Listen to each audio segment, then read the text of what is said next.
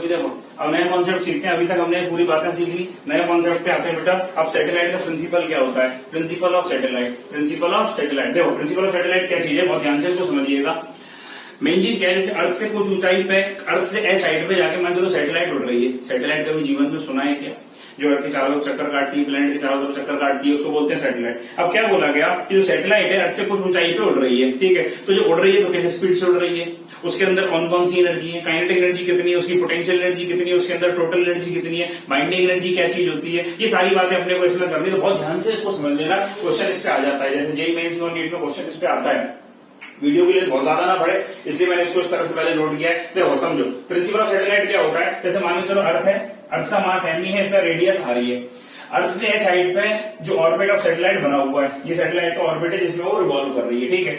जिस स्पीड से वो रिवॉल्व कर रही है उसको बोलते हैं वीओ। वीओ ही हमें कैलकुलेट करना है। वीओ का मतलब क्या? Orbital speed of satellite. VO का मीनिंग क्या है बेटे? Orbital speed of satellite. अब एक चीज समझे, ये जो सैटेलाइट है ये कौन सा मोशन कर रही है? Circular motion. ये जो सैटेलाइट है ये अर्थ के चारों तरफ सर्कुलर मोशन कर रही है। और मैं जानता हूं सर्कुलर मोशन करने के लिए भाई साहब मेरे को क्या चाहिए? Centripetal force. तो एक बात का ध्यान रखना कि सेंट्रीपिटल फोर्स कौन देगा? Gravitational force. ऑब्वियस सी बात है ग्रेविटेशनल फोर्स देगा, जो अर्थ और सैटेलाइट के बीच में लगने वाला ग्रेविटेशनल फोर्स होगा। यानी अगर मेरे को सर्कुलर मोशन करना है तो जो ग्रेविटेशनल फोर्स है वही क्या प्रोवाइड करेगा मेरे बेटे? Centripetal force. तो ग्रेविटेशनल फोर्स क्या होगा उनके बीच में? G M E into mass of satellite M upon, अरे न्यूटन का आपने सीखा था, F equal to GM1 M2 by R square. तो कितना होगा? GME into M by R square. और सेंट्रीपिटल फोर्स क्या होता है? MV0 square by R, MV square by R, MV0 square by R. एक चीज ध्यान से देखें, मास जो है सैटेलाइट का वो छमाछम हो गया, इसलिए मैंने कैंसिल आउट किया हुआ है। तो जो ऑर्बिटल स्पीड आई निकल के मेरे बेटे वो कितनी? Under root GME by R. It is the orbital speed which is required या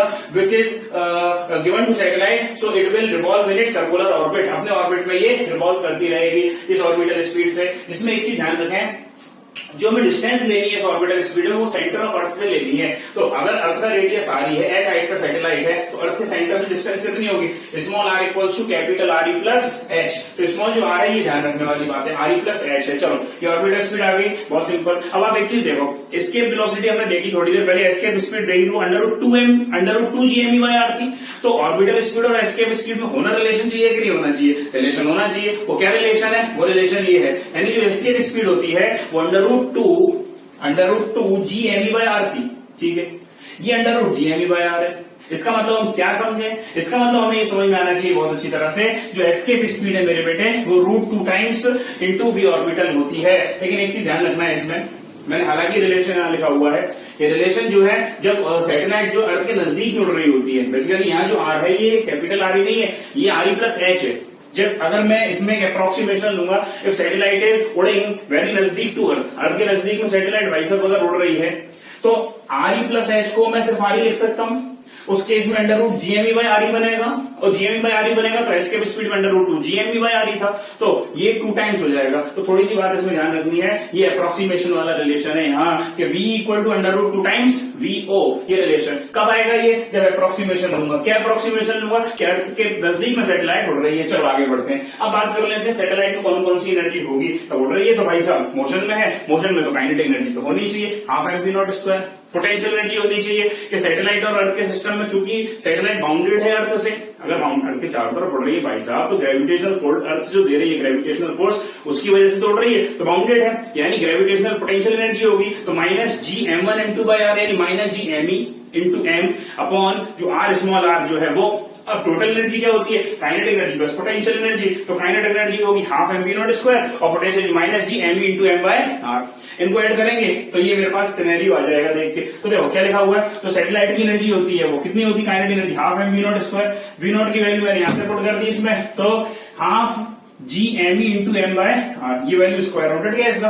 पोटेंशियल एनर्जी तो minus GM1 M2 by R होती है, तो minus GME into M by R ये potential energy. Total energy satellite की क्या होगी बेटे? इसका मतलब इसमें सैटेलाइट है, टोटल एनर्जी क्या होगी? Kinetic energy plus potential energy. तो काइनेटिक एनर्जी और पोटेंशियल एनर्जी हम इन दोनों को जोड़ के देखो, तो जोड़ोगे तो क्या आ जाएगा? Minus GME into M by 2R।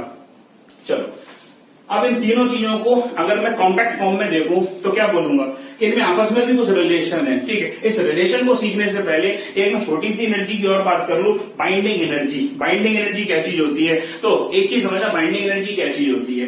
देखो टोटल एनर्जी का मतलब क्या होता है? बाइंडिंग एनर्जी लॉजिकली समझना जी, ठक से भेजने में आप भूल जाएगी।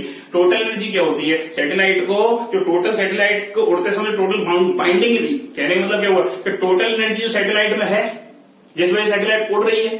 बाइंडिंग एनर्जी का मतलब नाम ही बाइंडिंग है, लेकिन बाइंडिंग का मतलब ऐसे मान के चलो कि वो एनर्जी, मान के चलो होती है वो एनर्जी, अगर जिस एनर्जी को हम सैटेलाइट को दे दें तो वो सैटेलाइट अपनी कंस्टिट्यूएंट पार्टिकल्स में ब्रेक हो जाएगी, या यूं कह दो उसकी एनर्जी जो कि टोटल एक साथ है वो कंस्टिट्यूएंट पार्टिकल्स में टूट जाएगी। What does it mean? It means that कि अगर टोटल एनर्जी जो मेरे पास आ रही है वो कितनी आ रही है? टोटल एनर्जी वैल्यू इतनी आ रही है। अगर मैं ये आ रही नेगेटिव में, नेगेटिव मतलब अट्रैक्शन, अगर इसको पॉजिटिव बना दूं तो यानी रिपल्शन, रिपल्शन यानी सारी चीज बिखर जाएंगी अपने आप में। तो बिखर जाएंगी तो बेसिकली बाइंडिंग एनर्जी क्या होती है? ऐसा बोल सकते हैं negative of what? Negative of total energy. Total energy का नेगेटिव। अब एक चीज ध्यान रख भाई, टोटल एनर्जी का नेगेटिव तो काइनेटिक एनर्जी भी होती है। क्या मैं ऐसा बोल सकता हूं क्या बाइंडिंग एनर्जी बोलो काइनेटिक एनर्जी बोलो एक ही बात है सैटेलाइट के लिए? कि भाई जो बाइंडिंग एनर्जी सैटेलाइट की वो काइनेटिक एनर्जी के बराबर है। यूं कह दो कि जो बाइंडिंग एनर्जी सैटेलाइट की है वो नेगेटिव ऑफ टोटल एनर्जी के बराबर है। तो एक चीज देखें इसमें, सैटेलाइट की टोटल एनर्जी कितनी आई? -1/2 GME/m/r। एक ये रिलेशन देख लेते हैं, बाइंडिंग एनर्जी समझ में आई बेटा की नहीं आई? कि वो एनर्जी जो कि सैटेलाइट को कंस्टिट्यूएंट पार्टिकल्स में ब्रेक कर दे, तो उस एनर्जी को क्या बोलते हैं भाई साहब? उस एनर्जी को बोलते हैं बाइंडिंग एनर्जी। बाइंडिंग एनर्जी कितनी आएगी? Minus times of total energy I, यूं कहते काइनेटिक एनर्जी के बराबर आ जाएगी। लॉजिकली ये चीज काम की है। जब तू जेई में से नीट का एग्जाम देने जाएगा, सैटेलाइट से अगर कोई बात आती है तो ऑर्बिटल स्पीड पूछ सकता है वो बेटा, ठीक है। टाइम पीरियड भी पूछ सकता है उसमें। अगर v आ गया तो हम जानते हैं v इक्वल्स टू ओमेगा, तो हम टाइम पीरियड भी t इक्वल टू 2π/ओमेगा से निकाल सकते हैं। या 2π/ओमेगा की जगह v इक्वल टू ओमेगा, तो ओमेगा की जगह v/r पुट करके यानी v0/r पुट करके निकाल सकते हैं। टाइम पीरियड निकाल सकते हैं। काइनेटिक एनर्जी पूछेगा ये निकाल सकते हैं, इस तरह से निकाल दिए। पोटेंशियल एनर्जी पूछेगा ये निकाल चुके हैं बेटा। टोटल एनर्जी पूछेगा ये निकाल चुके हैं। आपस में रिलेशन पूछेगा ये बता चुके हैं। बाइंडिंग एनर्जी उसका बता चुके हैं। आगे बढ़े बेटा, चलो आज कॉन्सेप्ट देखते हैं। कॉन्सेप्ट को देखते हैं। अगला जो कॉन्सेप्ट है, देखो ध्यान से देखो, हमने एनर्जी ऑफ सैटेलाइट को देखा। अब एक न्यूमेरिकल वाला कॉन्सेप्ट देखते हैं। ऐसे समझो जैसे एक न्यूमेरिकल आया हुआ है। न्यूमेरिकल में क्या बोला कि देख ही लो, उसमें कॉन्सेप्ट क्या है? Work done in changing the orbit of satellite. यानी जब कोई सैटेलाइट एक ऑर्बिट में रिवॉल्व कर रही होती है, जैसे मान चलो अर्थ है, अर्थ के नजदीक में ये वाली ऑर्बिट है, फर्स्ट ऑर्बिट, इसमें सैटेलाइट रिवॉल्व कर रही है। इसके बाद एक दूसरी ऑर्बिट है, ये सेकंड ऑर्बिट। इस वाले ऑर्बिट का रेडियस R1 था, इस ऑर्बिट का रेडियस R2 था। तो हमसे ये पूछा गया कि जब ये सैटेलाइट अपनी ऑर्बिट को चेंज करती है, ऑर्बिट जब चेंज कर लेगी तो कितना वर्क डन हमें करना पड़ेगा? कहने का मतलब क्या हुआ कि सैटेलाइट को रिवॉल्व करते समय अपनी एक ऑर्बिट से दूसरे ऑर्बिट को चेंज कराते समय, या सैटेलाइट को एक ऑर्बिट से दूसरे ऑर्बिट में जब चेंज करना है रिवॉल्यूशन उसका, तो हमें कितना वर्क डन करना पड़ेगा? तो सिंपल सी बात है, वर्क डन करना पड़ता है कितना भाई? जितनी एनर्जी उसकी एक सैटेलाइट में, यूं कह दो कि work done equal to change in total energy of satellite. दोनों ऑर्बिटों के बीच में जो टोटल एनर्जी का जो डिफरेंस आएगा उतनी वर्क डन हमें करना पड़ेगा। देखो कैसे बेटा, तो मान लो भाई अर्थ था, अर्थ का रेडियस R ही है, फर्स्ट ऑर्बिट जिसका रेडियस R1 है, अर्थ एक सैटेलाइट है जिसका मास है m। ये सैटेलाइट एक ही है भाई सर, पहले यहाँ थी बाद में यहाँ गई है। ये दूसरी ऑर्बिट है जिसका रेडियस R2 है। इस ऑर्बिट में सैटेलाइट रिवॉल्व कर रही थी, इस ऑर्बिट में सैटेलाइट को आना था, ठीक है। हमने क्या बोला कि जो वर्क डन करना पड़ेगा वो टोटल एनर्जी का जो चेंज आएगा, यानी दोनों ऑर्बिट के बीच में change in total energy of satellite between the orbits में जो आएगा वही वर्क डन करना पड़ेगा। तो सेकंड ऑर्बिट में जा रही है तो final total energy minus initial total energy, total energy final minus initial. Satellite की टोटल एनर्जी कितनी थी? अभी हमने थोड़ी देर पहले डेरिवेशन निकाली करके, -GME × m/2r या -GM1m2/2r। इंपॉर्टेंट फॉर्मूला ये। सैटेलाइट की टोटल एनर्जी कितनी है? -GME/m/2r। तो सेकंड ऑर्बिट में कितनी होगी? -GME × m/2r2। स्मॉल m क्या है? सैटेलाइट का मास। कैपिटल M क्या है? अर्थ का मास। तो -GMEm/2r2 minus total energy negative थी, नेगेटिव लेंगे, अट्रैक्शन को शो करती है। अगर ये बाइंडिंग होती तो हम पॉजिटिव कर लेते इसी चीज को। तो ये मेरे पास टोटल एनर्जी फर्स्ट ऑर्बिट में -GME/2r1, इन दोनों का डिफरेंस लिया। तो फाइनली जो फॉर्मूला मेरे को देखने को मिला वो कितना मिला? Work done equal to GMEm/2 bracket में 1/r1 माइनस 1/r2। ये R1 R2 क्या है? ऑर्बिट के रेडियस है, ठीक है। इसमें माइनस क्यों नहीं आया? उसको सेट किया हुआ इस तरह से कि भाई ये पॉजिटिव हो गया, आगे ले लिया, इसको पीछे ले लिया। तो आप एग्जामिनेशन में क्वेश्चन आएगा तो डायरेक्ट कर सकते हो पूरा कॉन्सेप्ट को। इसमें क्वेश्चन आता है बेटा, इंपॉर्टेंट कॉन्सेप्ट है। आगे बढ़े अगले कॉन्सेप्ट की तरफ, चलो। हाँ बेटा देखो अगले कॉन्सेप्ट को देखते हैं। अगला जो कॉन्सेप्ट मैं आपको सिखा रहा हूँ कायदे सैटेलाइट के लिए सिखा रहा हूँ, लेकिन कुछ हद तक आपके केपलर्स जो थर्ड लॉ आएगा, केपलर्स के थर्ड लॉ में भी यही एक्सप्लेनेशन है, ठीक है। अब देखो समझो जरा क्या बोला गया इसमें कि हमें कॉन्सेप्ट ये relation of time period of satellite, जो सैटेलाइट है जो रिवॉल्व कर रही है किसी प्लेनेट के चारों तरफ, अर्थ के चारों तरफ, तो उस रिवॉल्विंग जो सैटेलाइट मेरे पास अवेलेबल है मेरे को, उस रिवॉल्विंग सैटेलाइट के टाइम पीरियड का रिलेशन क्या आता है ऑर्बिटल रेडियस के साथ में। पहले तो ऑर्बिटल रेडियस पर चर्चा कर लें। वो रेडियस, जिस रेडियस का ऑर्बिट आपके पास सिचुएटेड है सैटेलाइट के रिवॉल्यूशन का, जैसे मान लो R1 रेडियस में सैटेलाइट रिवॉल्व कर रही है, तो वो रेडियस कहां से लेना है, अर्थ के सेंटर से लेके जहां तक सैटेलाइट रिवॉल्व कर रही है उस रेडियस, उस डिस्टेंस को बोलते हैं ऑर्बिटल रेडियस। तो देखो क्या बोला, ये अर्थ है मेरे पास, ये जो है मेरे बेटे ये है अर्थ, अर्थ का मास m है, इसका रेडियस r है, ये h हाइट पे सैटेलाइट एक रिवॉल्व कर रही है जिसका स्मॉल r जो ऑर्बिटल रेडियस है r प्लस h है, यानी स्मॉल r को r प्लस h को क्या बोलते हैं ऑर्बिटल रेडियस। ये जो ऑर्बिटल स्पीड है vo है, ठीक है, सैटेलाइट की। हमने भी ऑर्बिटल स्पीड का डेरिवेशन भी कर लिया था, अभी √gme/√gme/r होता है, ठीक है। स्मॉल r का मतलब क्या, r प्लस h है। अब क्या बोला गया, तुमसे ये बोला गया कि टाइम पीरियड ऑफ सैटेलाइट बताओ, तो टाइम पीरियड ऑफ सैटेलाइट क्या होता है 2π/ω। अब मैं जानता हूँ v equals to omega r, तो ओमेगा इक्वल्स टू v/r। जब 2π/ω, शायद इसको हम ये जानते हैं टाइम पीरियड क्या होता है 2π/ω। हम एक चीज ये भी जानते हैं v equals to omega r, तो ओमेगा की v/r पुट कर दिया, तो रिलेशन ही मेरे पास टाइम पीरियड आ गया 2πr/v ऑर्बिटल, ठीक है। v ऑर्बिटल की वैल्यू मैंने सब्स्टिट्यूट करनी है इस तरह से, मैं स्क्वायरिंग करूंगा दोनों साइड, स्क्वायरिंग कर रहा हूं, मैंने जैसे ही देखा तो स्क्वायर करके मेरे को मिला 4πr²r3/gme। अब एक चीज देखो, 4 constant, pi constant, capital G constant, mass of earth constant, तो क्या मिला t² डायरेक्टली प्रोपोर्शनल टू, मेरे पास क्या मिल गया मेरे को r³। इस r को क्या बोलते हैं orbital radius, capital R plus h होता है। तो जो रिलेशन हमें टाइम पीरियड ऑफ सैटेलाइट का मिला ऑर्बिटल रेडियस के साथ में मेरे बेटे, तो क्या मिला बोलना पड़ेगा आपको, t² directly proportional to r³, ये रिलेशन मिला। मोस्ट इंपॉर्टेंट रिलेशन है। अगर मैं बात करूं तो केपलर थर्ड लॉ, इसी को केपलर थर्ड लॉ भी कुछ चलता है, केपलर थर्ड लॉ का स्टेटमेंट भी यही है, यही रिलेशन है, ऐसी क्वेश्चन आते हैं। अब बात कर लेते हैं इसका एप्लीकेशन क्या है, कैसे क्वेश्चन आएंगे इसके ऊपर। तो एक एग्जांपल देखो, बहुत बेसिक एग्जांपल है ये।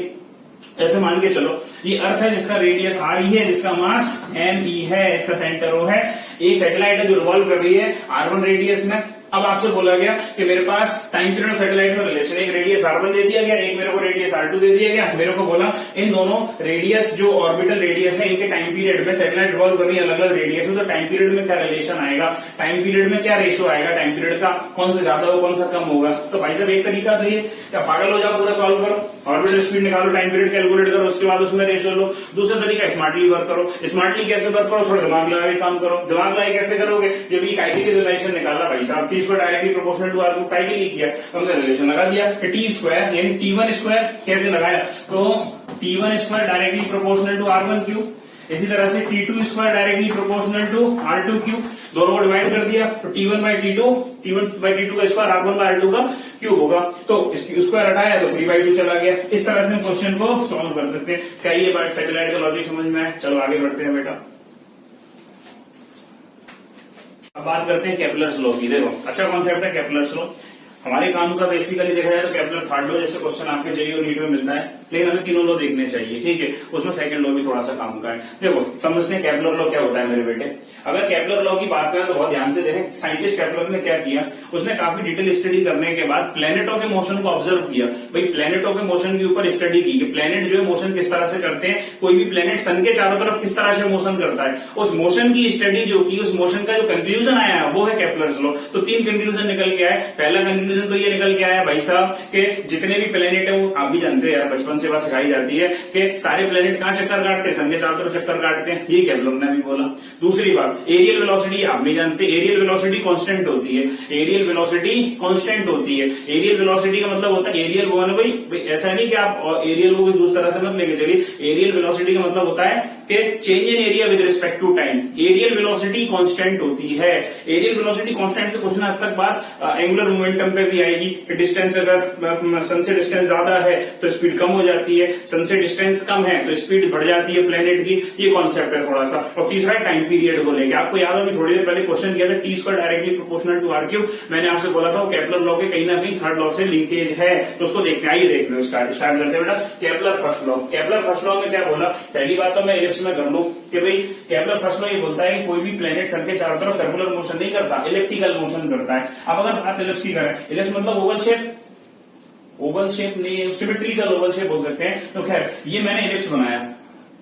क्या बोला गया, जैसे ये प्लेनेट अर्थ है, ये बोला गया कि कोई भी प्लेनेट सन के चारों तरफ जो चक्कर काटता है वो सर्कुलर मोशन नहीं करता, इलिप्टिकल मोशन करता है, यानी इलिप्स की पाथ को फॉलो करता है इस तरह से कि सन उनके किसी एक फोकस में सिचुएटेड है। तो पहली बात तो समझ में आनी चाहिए कि इलिप्स में फोकस कितने होते हैं। इलिप्स में 2 फोकस होते हैं। इलिप्स में कितने फोकस होते हैं? 2 फोकस, एक राइट में एक लेफ्ट में। ठीक है, तो क्या बोला गया, जैसे एक फोकस इधर होगा, एक फोकस इधर होगा। कोई भी प्लेनेट सन के चारों तरफ इस तरह से चक्कर काटता है कि सन किसी एक फोकस में सिचुएटेड मान के चलो और प्लेनेट उसके चक्कर काट रहा है। तो काम की बात इसमें क्या कि इस एक्सिस को बोलते हैं, यहां सन है, इसको बोलते हैं सेमी मेजर एक्सिस ए, और इसको क्या मेरे बेटे बोलते हैं सेमी माइनर एक्सिस बोलते हैं। ये थोड़ी बड़ी दिख रही है तो सेमी मेजर एक्सिस, ये पूरी मेजर एक्सिस तो ये सेमी मेजर एक्सिस, ये माइनर एक्सिस तो ये सेमी माइनर एक्सिस हो गई। ये केपलर फर्स्ट लॉ हो गया। सेकंड लॉ केपलर की बात करें तो केपलर ने सेकंड लॉ में क्या बोला, अ planet cover equal area equal interval of time, यानी कोई भी प्लेनेट है वो सन के चारों तरफ जो चक्कर काटता है तो इक्वल एरिया कवर करता है इक्वल इंटरवल ऑफ टाइम में। कहने का मतलब क्या हुआ, अगर मैं टाइम इक्वल कर दूंगा,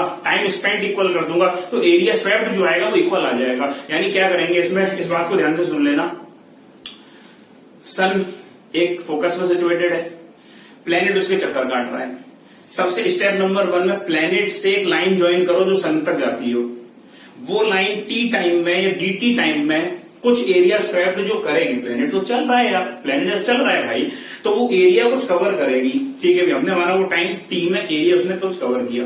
मान के चलो इधर जब आया तो इधर उसने कुछ एरिया इधर कुछ कवर कर लिया, इधर A1 एरिया कवर किया, मान चलो इधर A1 A2 एरिया कवर कर लिया कुछ अलग टाइम में। अब लॉजिक क्या बोला, केपलर भाई साहब क्या बोलते हैं, अगर जितना टाइम यहां लगा उतना ही टाइम अगर यहां लगेगा, अगर टाइम सेम कर देंगे तो एरिया कैसा आएगा, बराबर आएगा। कहने का मतलब उसको ध्यान से समझ ले। मैंने बोला कि कोई भी प्लेनेट है वो इक्वल एरिया कवर करता है इक्वल इंटरवल ऑफ टाइम में, यानी अगर टाइम स्पेंड बराबर कर दोगे तो एरिया कैसा हो जाएगा, इन शॉर्ट में टाइम स्पेंड बराबर कर दोगे तो एरिया क्या हो जाएगा, बराबर हो जाएगा। इसका मतलब क्या समझे, इसका मतलब यह है कि एरियल स्पीड जो किसी प्लेनेट की होती है वो कांस्टेंट होती है, area swept with respect to time constant होता है। तो देख बेटा कैसे, जैसे मान के चल ये एलिप्स बनाया, इसमें मान के चलो यहाँ बैठा हुआ है, ये मान के चलो ये है सन। ठीक है, कोई एक प्लेनेट है, मान चलो इधर से इधर चक्कर काट रहा है, इधर से इधर चक्कर काट रहा है। ठीक है, अब मान के चलो कोई प्लेनेट नहीं था, ठीक, अर्थ मान लिया। अब बोला ये गया कि ये टी टाइम में अगर यहां से यहां आ गया, ठीक है, टी टाइम में यहां से यहां आ गया और उसने जो एरिया ये स्वेप्ट किया, ये वाला जो एरिया स्वेप्ट किया, ये एरिया A1 था। ठीक है, एरिया कैसे बना, सबसे पहले इस प्लेनेट से एक लाइन ज्वाइन करी जो सन तक जाती थी, ये टी टाइम में इस लाइन ने जो एरिया स्वेप्ट किया, यही वो एरिया है जो स्वेप्ट एरिया जैसे बोलते हैं। अगर ये एरिया A1 है, अब मान के चलो प्लेनेट इधर है, ठीक है, ये वाले इधर वाले एरिया की बात कर लेते हैं। तो मान के चलो कि ये एरिया जो कवर हुआ, ये एरिया को A2 कवर हुआ, ठीक है, कुछ अलग टाइम में।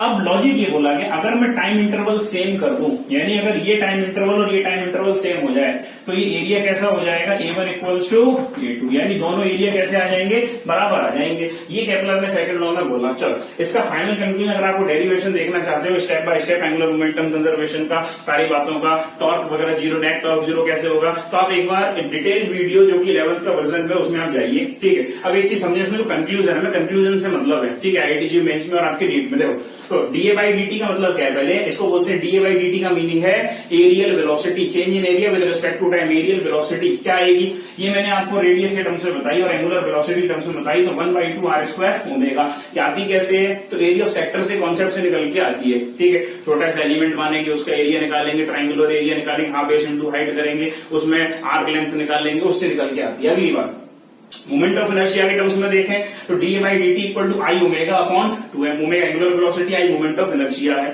ठीक है, इसको अगर मैं कन्वर्ट करके इस तरह से देखूं, मैं जानता हूं L equals to I omega. अरे एंगुलर मोमेंटम क्या होता है बेटा, L equal to I omega. ठीक है, तो अगर मैं एंगुलर मोमेंटम के टर्म्स में देखूं तो ये क्या आ जाएगा मेरे पास, आई ओमेगा की L लिख दूंगा तो L अपॉन 2m, एक कांस्टेंट वैल्यू है। अब बात कर लेते हैं, सर आप ये बोल रहे हैं कांस्टेंट कैसे है, ये मास कांस्टेंट है, 2 कांस्टेंट है, L कैसे कांस्टेंट है। तो एक बार उसको ठक से भेजे, मैं आपको पूछा है, उस बात को समझ लेना। ठीक है, हालांकि उसको प्रूफ है पूरा।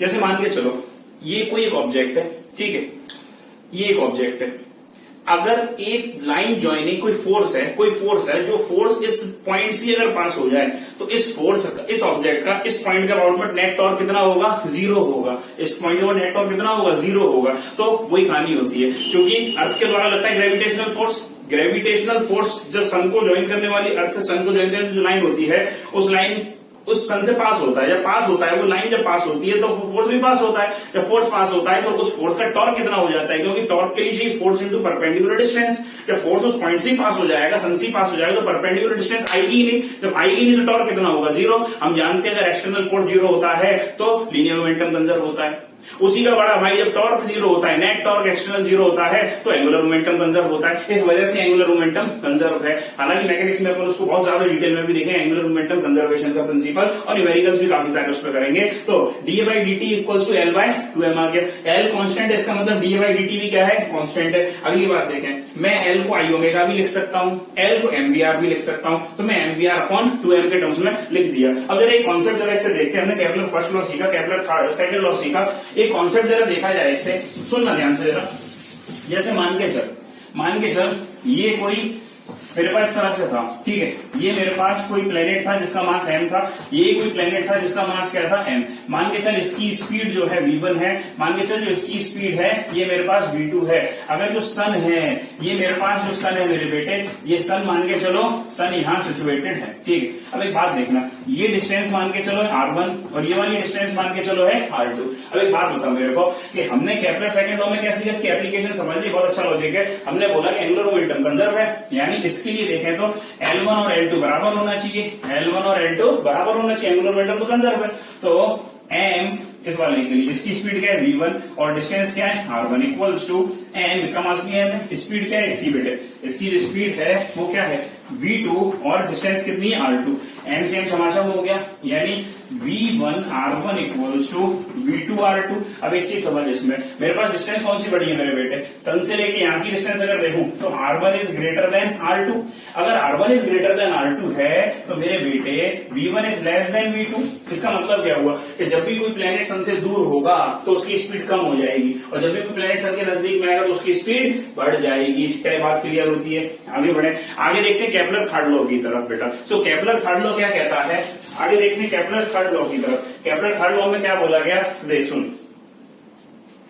हाँ बेटा, बात करते हैं केपलर थर्ड लॉ की। हमने केपलर फर्स्ट लॉ देखा, केपलर सेकंड लॉ देखा, मेन केपलर थर्ड लॉ है जिससे न्यूमेरिकल आपको देखने को मिलेगा। हालांकि अगर मैं आपसे एक चीज ऐसी बोलूं कि मैं एक्सप्लेन कर चुका हूं तो ये गलत रही है, क्योंकि थोड़ी देर पहले मैं इसको प्रूफ के साथ एक्सप्लेन किया हुआ था कि t² directly proportional to r³ कैसे होता है सैटेलाइट के लिए, ठीक है। उसी की थोड़ा सा यूज हम यहाँ भी देखेंगे और एक बार और सीखते हैं इसको वंस मोर। तो केपलर थर्ड लॉ क्या बोलता है कि जब भी कोई प्लेनेट सन के चारों तरफ मूव करता है, ठीक है, तो मूव करेगा तो क्या होगा कि जो टाइम पीरियड होगा उसके मूवमेंट का, उसके रेवोल्यूशन का अराउंड द सन, उसका स्क्वायर डायरेक्टली प्रोपोर्शनल होता है किस चीज के, क्यूब के। क्यूब किस चीज का, cube of semi major axis.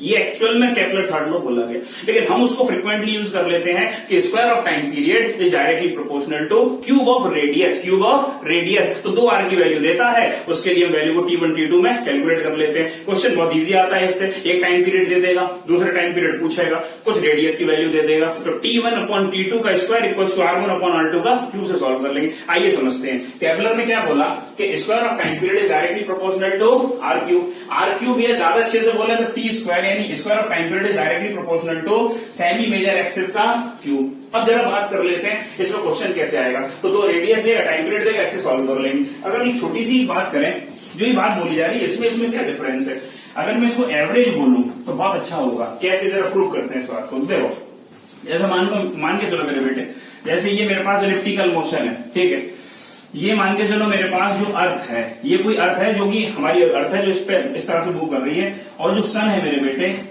वो सन यहाँ सिचुएटेड है फोकस पर। अब एक चीज समझना, अर्थ अभी यहां थी, मान चलो कुछ समय के बाद अर्थ यहाँ आ जाती है, तो सन से लेके इस पोजीशन पे इसकी डिस्टेंस को मान के चलो ये है मेरे पास r max, और ये जो डिस्टेंस है ये मेरे पास क्या है मेरे बेटे, r minimum। ये r max का मतलब सन से ज्यादा डिस्टेंस है, ये वाली डिस्टेंस सन से कम डिस्टेंस है, नजदीक डिस्टेंस है, तो हमने इसको बड़ी डिस्टेंस की r max मान लिया, इसको r min मान लिया। चलो अब क्या बोला गया इसमें, हम ये भी सीख चुके हैं कि भाई डिस्टेंस ज्यादा होगी तो वेलोसिटी कम होगी, और डिस्टेंस कम होगी तो वेलोसिटी ज्यादा हो जाएगी एंगुलर मोमेंटम कंजर्वेशन से। अब जरा इसमें काम की बात देखते हैं। हमने अभी थोड़ी देर पहले केपलर फर्स्ट लॉ में भी एक चीज और बोली थी कि भैया ये वाली एक्सिस कौन सी है, सेमी मेजर एक्सिस, और ये वाली एक्सिस कौन सी, सेमी माइनर एक्सिस। ना बेटा, ऐसा नहीं बोला था। कई बच्चे यही मान के चलते हैं कि ये पूरी एक्सिस ही सेमी मेजर है। ना भाई, ये मेजर एक्सेस है। सेमी का मतलब होता है आधा, आधा मतलब यहां से लेके आगे जो डिस्टेंस है ये सेमी मेजर एक्सेस है, यानी ए जो है मेरे बेटे ये ए है, ये सेमी मेजर एक्सेस ये है।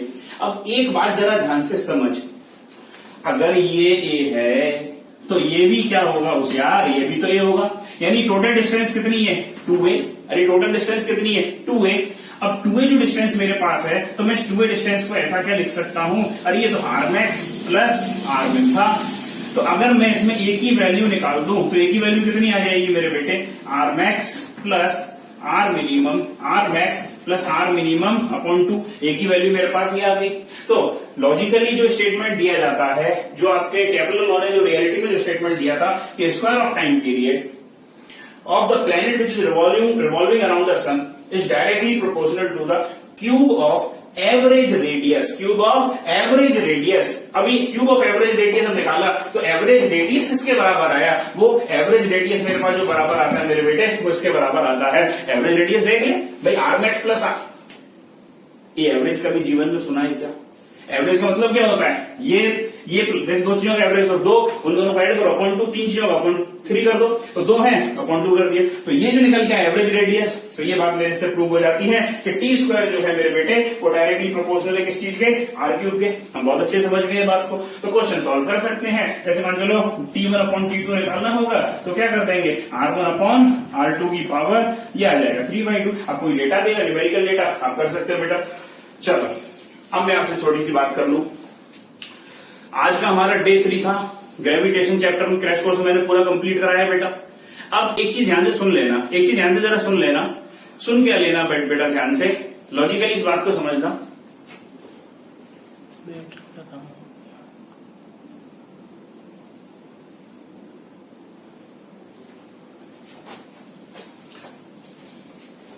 हाँ बेटा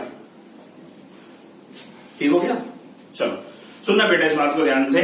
मैंने ये बोलना चाहता हूं, आज हमारा क्रैश कोर्स का डे 3 था, हमने ग्रेविटेशन पूरी तरह से कंप्लीट किया आपके IIT JEE मेंस के लिए और आपके नीट के लिए। अब मेरी आपसे एक बात कहना है, मैंने स्टार्टिंग के वीडियो में भी ये बात बोली थी और फिर बोलूंगा कि भैया आप इस पूरे वीडियो को अच्छे से देखिए, इसमें कराए गए न्यूमेरिकल्स को सॉल्व करिए, इसके कॉन्सेप्ट को रिवाइज करिए, अच्छे से प्रॉपर नोट्स मेंटेन करिए, और आपको शीट सॉल्व करनी है, आपको जो DPPM प्रोवाइड कर रहे हैं तो बेटा हमारे टेलीग्राम ऐप से आप जुड़िए, टेलीग्राम ग्रुप से आप जुड़िए, उसकी लिंक आपको वीडियो के डिस्क्रिप्शन में मिल जाएगी, और अभी जो वीडियो डलते हैं उसके डिस्क्रिप्शन में आप देख सकते हैं। तो उससे आप टेलीग्राम ग्रुप से जुड़ेंगे तो आपको वहां आपकी DPPs मिलेंगी, टेस्ट पेपर मिलेंगे, आप उनको ईमानदारी सॉल्व करिए और बहुत अच्छी रैंक लेके आइए बेटा। अब बात करेंगे आगे की अगले वीडियो में। थैंक यू बेटा।